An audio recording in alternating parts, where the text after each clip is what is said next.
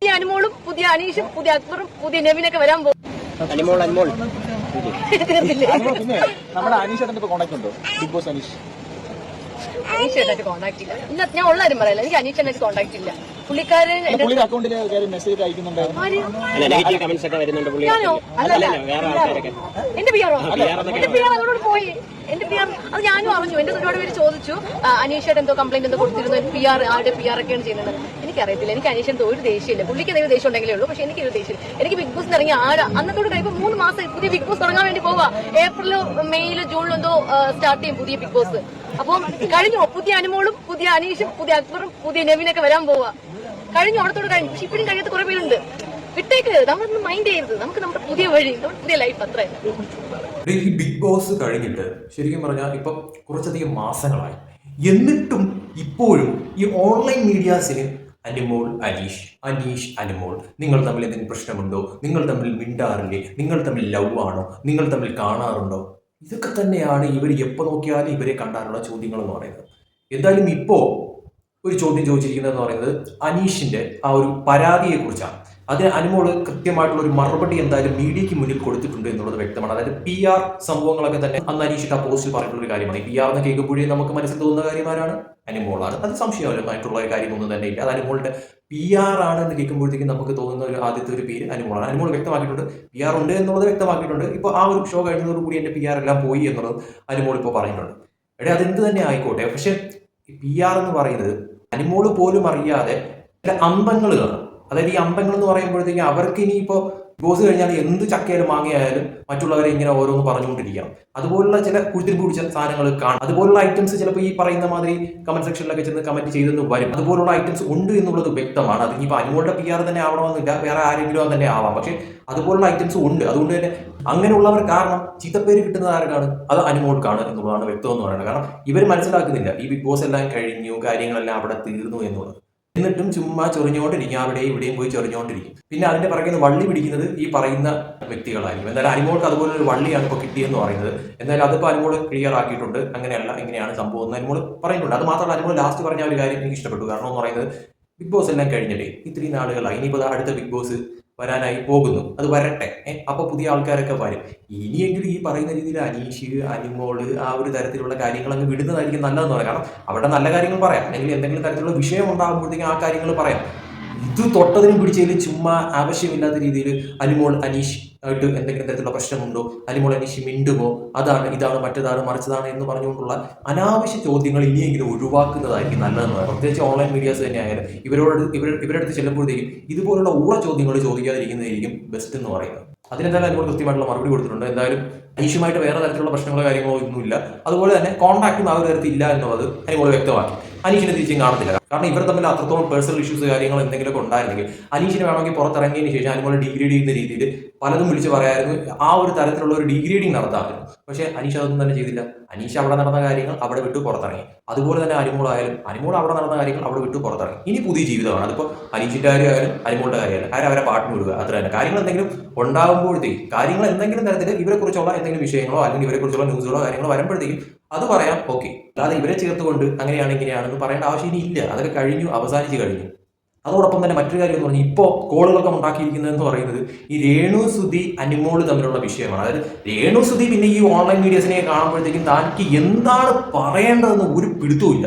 വായി തോന്നിയത് അങ്ങ് വിളിച്ചു പറയുവാണ്. കാരണം ചക്കയെന്ന് ചോദിച്ചാൽ തേങ്ങയും ഉത്തരം പറയുന്ന രീതിയിലാണ് രേണുവിന്റെ ചില വീഡിയോസിലുള്ള ഓരോ ഉത്തരങ്ങൾ രേണു ഓൺലൈൻ മീഡിയസിൽ ഓരോന്ന് കൊടുക്കുന്ന കാണുമ്പോഴത്തേക്കും തോന്നുന്നതെന്ന് പറയുന്നത് അതെന്താണെന്ന് മനസ്സിലാവുന്നില്ല. എന്തായാലും അനുമോള് രേണു പറഞ്ഞതിനൊക്കെ ഉള്ള കൃത്യമായിട്ടുള്ള മറുപടി തിരിച്ചു കൊടുത്തിട്ടുണ്ട് എന്നുള്ളത് വ്യക്തമാണ്. എന്തോ എന്നെ ഇഷ്ടമില്ലാത്ത പോലെ സംസാരിക്കണം എനിക്ക് അറിയത്തില്ല. ഞാനും അത് നോട്ട് ചെയ്തിട്ടുണ്ടായിരുന്നു. അതെന്താ അങ്ങനെ? പിന്നെ ഞാൻ എല്ലാ വർഷം ഇടുന്നതല്ലേ, ഇപ്രാവശ്യം പൊങ്കയിടും.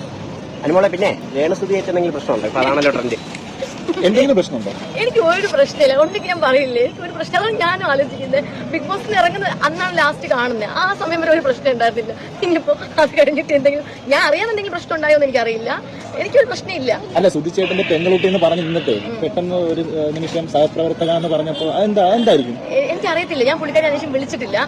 ഞാനും കണ്ടു, എനിക്ക് ഒരുപാട് പേരെടുത്ത് അയച്ചു തന്നിട്ടുണ്ട്. എന്താ പറയണ്ടേ, പുള്ളിക്കാരുടെ ചോദിക്കുന്നതിന് പുള്ളിക്കാരി ആൻസർ പറഞ്ഞു. പക്ഷെ എന്താ പ്രശ്നം എന്ന് എനിക്ക് അറിയത്തില്ല. ഞാനും അത് നോട്ട് ചെയ്തിട്ടുണ്ടായിരുന്നു. അതെന്താ അങ്ങനെ പറഞ്ഞ ചേച്ചി? കുറച്ച് നാൾ മുന്നേ വരെ ചേച്ചി പറഞ്ഞുകൊണ്ടിരുന്നത് നമ്മുടെ സുചേട്ടന്റെ പെൺകുട്ടിയാണ്, ഭയങ്കര സ്നേഹത്തോടെ സംസാരിച്ചു. പക്ഷെ പുള്ളിക്കാരി വരുന്ന വീഡിയോസിലൊക്കെ കൂടുതലും എന്തോ എന്നെ ഇഷ്ടമില്ലാത്ത പോലെ സംസാരിക്കും. ബിഗ് ബോസ് കപ്പ് കിട്ടിയതുകൊണ്ടായിരിക്കാം. എനിക്കറിയത്തില്ല, അത് അവിടെ ചോദിക്കണം. എനിക്കറിയത്തില്ല എന്തുകൊണ്ടാണെന്ന് എനിക്കറിയില്ല.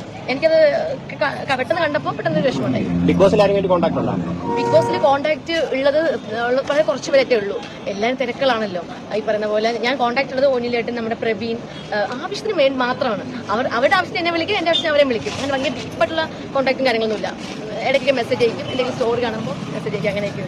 അതായത് ബിഗ് ബോസിൽ പോകുന്നതിന് മുന്നേ എനിക്ക് തോന്നുന്നു രേണുസുതിയെ സംബന്ധിച്ചിടത്തോളം അതിനുള്ളിൽ വന്ന കണ്ടസ്റ്റൻസിൽ വെച്ച് അനുമോളുമായിട്ടായിരിക്കണം അത്രത്തോളം അടുപ്പം ഉണ്ടായിരുന്നത്. പക്ഷേ എനിക്കൊന്ന് ബിഗ് ബോസ് കഴിഞ്ഞ് പുറത്തിറങ്ങിയതിന് ശേഷം രേണുസുതി ഏറ്റവും കൂടുതൽ അനുമോളെ ആയിരിക്കും അവോയ്ഡ് ചെയ്തത്. ഇനി രേണുസുതി അവോയ്ഡ് ചെയ്തോ അനുമോൾ അവോയ്ഡ് ചെയ്തോ എന്ന് നമുക്കറിയത്തില്ല. എന്തായാലും അനുമോൾക്ക് രേണുസുതിയോട് പ്രത്യേകിച്ച് ദേഷ്യമോ കാര്യങ്ങളോ ഒന്നും ഇല്ല എന്നുള്ളത് അനുമോൾ തന്നെ വ്യക്തമാക്കിയിട്ടുണ്ട്. രേണുസുതിയും പറയുന്നുണ്ട് അങ്ങനെയല്ല ഇങ്ങനെയാണെന്നൊക്കെ പറയുന്നുണ്ട്. പക്ഷേ എങ്കിൽ പോലും രേണുസുതിയുടെ ചില വീഡിയോസൊക്കെ കാണുമ്പോഴത്തേക്കും അനുമോളോട് എന്തെങ്കിലും തരത്തിലുള്ള ഒരു പ്രത്യേക ദേഷ്യമുണ്ടോ എന്ന് തോന്നിപ്പോകുന്ന തരത്തിൽ, അത് അതുവരെയും അത്രത്തോളം പൊക്കിക്കൊണ്ട് നടന്ന അല്ലെങ്കിൽ പൊക്കി അടിച്ചുകൊണ്ടിരുന്ന അനുമോൾ പെട്ടെന്ന് അങ്ങ് കലവിട്ടുടയ്ക്കുന്ന തരത്തിലോട്ട് രേണുസുതി കാര്യങ്ങൾ മാറിയതാണ് പല വീഡിയോസിലും അനുമോളെ കുറിച്ച് ചോദിക്കുമ്പോഴോ പറയുമ്പോഴോ കാണുന്ന ഒരു റിയാക്ഷൻ എന്ന് പറയുന്നത്. എന്തായാലും രേണുസുതി ഇപ്പൊ പഴയ പോലെ ഒന്നുമല്ല. രേണുസുതി ഒരുപാട് മാറിയിട്ടുണ്ട്. ബിഗ് ബോസിൽ പോകുന്നത് പോലെയല്ല. ബിഗ് ബോസ് കഴിഞ്ഞ് ഇറങ്ങിയതിന് ശേഷം രേണുസുതി ഒരുപാട് മാറിയിട്ടുണ്ട്. ഒരുപാട് ഈ പറയുന്ന രീതിയിൽ വർക്കുകളും കാര്യങ്ങളും ഒക്കെ രേണുസുതിയുടെ കൈവശമുണ്ട്. ഉദ്ഘാടനങ്ങൾ നിരവധി വരുന്നു. എനിക്ക് തോന്നുന്നു ഇനി അനുമോളെ വെട്ടിക്കുന്ന തരത്തിലോട്ട് കാര്യങ്ങൾ മാറുമോ എന്നുള്ളതും ഒരു ഇതാണ്. അപ്പോൾ അതിൻ്റെതായിട്ടുള്ള ജാട ഇനി രേണുസുതിക്ക് വന്നിട്ടുണ്ടോ എന്നുള്ളത് അറിയത്തില്ല.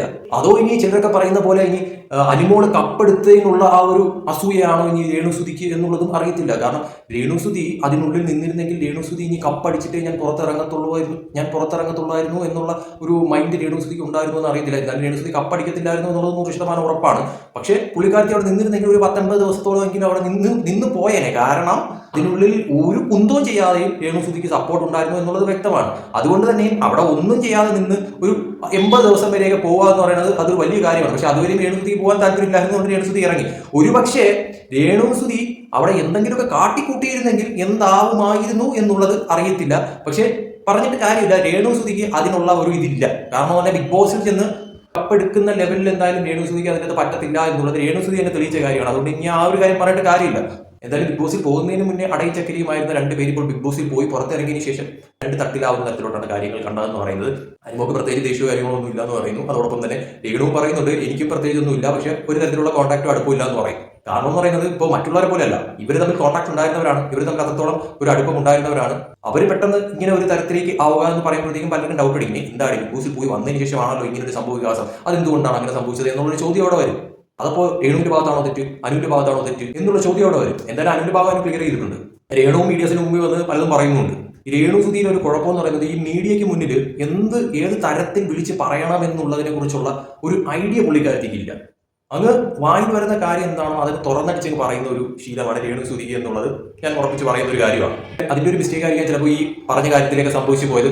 എന്തായാലും അത് വിടാടെ ആ ഒരു വിഷയം ഈ കുത്തിപ്പൊക്കിക്കൊണ്ടുവന്ന് അതിനെ ഒരു എന്താ പറയുക വലിയൊരു സംഭവമാക്കേണ്ട ആവശ്യമില്ല ശരിക്കും പറഞ്ഞാൽ. കാരണം അനുമോൾ പറയുന്നതൊക്കെ തന്നെ ഇനിയിപ്പോൾ നെക്സ്റ്റ് ബിഗ് ബോസ് ഒക്കെ വരുവാണ്, ഇനി ചർച്ചകൾ ആ ഒരു തരത്തിലോട്ടൊക്കെ ആവാം, ഇവരുടെ കാര്യമൊക്കെ ഒരു സൈഡിലോട്ട് ഒതുക്കാം. എന്തെങ്കിലും കാര്യങ്ങളോ പ്രശ്നങ്ങളോ ഒക്കെ വരുമ്പോഴത്തേക്കും അതിനെക്കുറിച്ച് സംസാരിക്കാം. അവർ മിണ്ടാതിരിക്കുക, അവർ അടുപ്പം കാണിക്കുക, അവർ 2 തട്ടിലാവേ എന്തെങ്കിലുമൊക്കെ ആയിക്കോട്ടെ, അവരുടെ ഇഷ്ടം, അവരുടെ ലൈഫ് അവർ മുന്നോട്ട് കൊണ്ടുപോകട്ടെ.